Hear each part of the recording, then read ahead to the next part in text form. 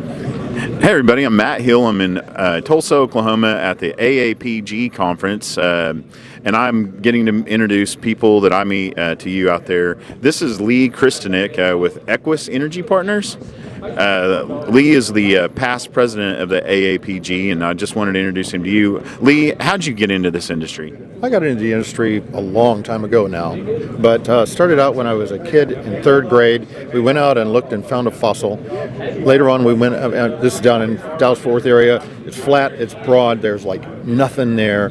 But I could imagine the ocean coming across, and we found fossils that were from the ocean. Okay, great. Later on, we went up into the mountains in the Rockies in Denver, near Denver, and I found the same fossil in rocks that were straight up, but beds were straight up and down and 13,000 feet above sea level.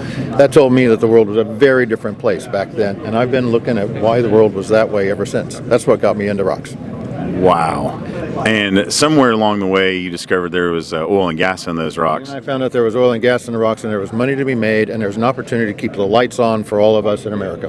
That's what our industry is about. I mean, all these amazing people really are just, the good hearts and souls are like, look, yeah, it's profitable, but we all do stuff that's profitable. This is a way to contribute energy to the planet that's reliable. Ultimately, our game is to keep the lights on to make sure that people can get from one place to another, to be able to have a lifestyle that's worth having.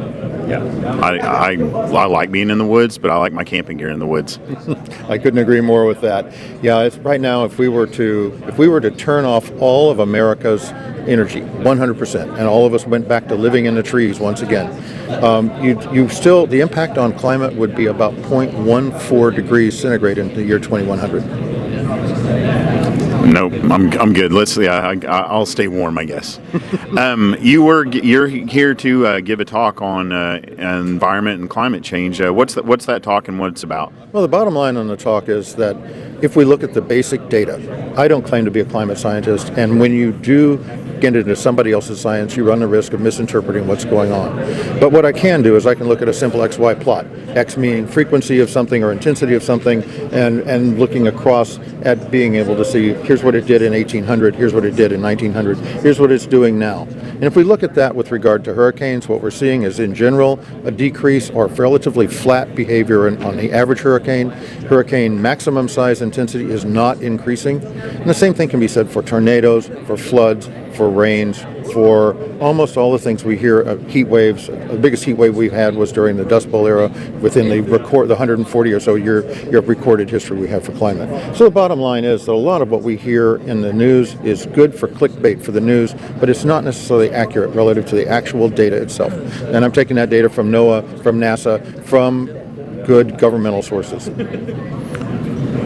So when we read articles, we need to discern where those sources are coming from. Yes, and the question of normative science comes in. So normative science is when we take a situation and we say, here's a scientific observation, now I'm going to twist it just a little bit because I want to push a particular political or policy belief. Well, then the narrative out there, and staggeringly what the politicians want to do is push policy that's against our industry. That's not going to help the climate. I can't say that it won't help the climate. The question is, will it help the climate in a way that's measurable for the American people or for the world at large? The answer is we're looking at many tens, probably hundreds of trillions of dollars being invested in doing something that may not really be very doable. The climate is unbelievably complex, and I think anyone that would claim it isn't is not being honest about it. But within that complexity, there's some fairly simple facts. A lot of people in this world need power. They want to turn on their lights. And in China right now, China in the first quarter of this last year increased their coal production more than all the coal production of Europe. As long as that's going on, almost whatever we do in this country has virtually no impact.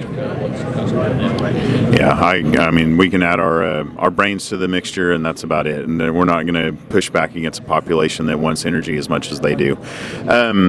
Where do people get a hold of you, and how do they get you to come speak at their events? I'm more than happy to hear from them. You can look me up at my name at yahoo.com, or you can get a hold of me at Equus Energy, at Equus Energy Partners. At Equus Energy Partners, but Equus-EP.com. Are you on LinkedIn, Lee? We are on LinkedIn. You can find me, Lee Krystinik, on LinkedIn. Most of us in the energy, that's our oil and gas Facebook is thank you for LinkedIn. That's how a lot of people are seeing this right now. Lee, thank you for what you do. Appreciate you. Thank you. I appreciate what you're doing. This poor guy's seen this a little bit. Take care. God bless. We'll see you next time. Bye-bye. Bye-bye. Hey, thanks.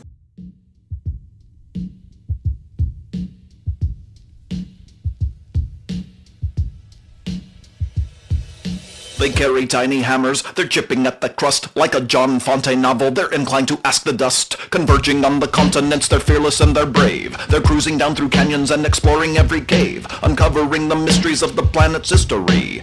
Deep into the Cambrian for all the world to see, the geologists are coming. Yes, they're trudging down the hill. When they say that mountain's young, they're talking 10 to 20 mil. They're classifying rocks from destruction to rebirth. The geologists are coming, they're converging on the earth. The G is for granite, the E is for eon. O is the outcrop which they're inclined to be on. L is for the layers showing how things have evolved. The O is for oh my, another puzzle to be solved. The second G is meant to give a little bit more insight. For 9 times out of 10 a granite rock is granodiorite. The I is for igneous, the S is for sand. The T is for the timeline that they're holding in their hand. The geologists are coming, they're emerging from their tents, braving steep volcanoes to explore volcanic vents. They take note on the processes that shape the planet's crust. They're driven to inquire, explore this earth they must. The geologists are coming, yes, they're trudging down the hill. When they say that mountain's young, they're talking 10 to 20 mil. They're classifying rocks from destruction to rebirth. The geologists are coming, they're converging on the earth.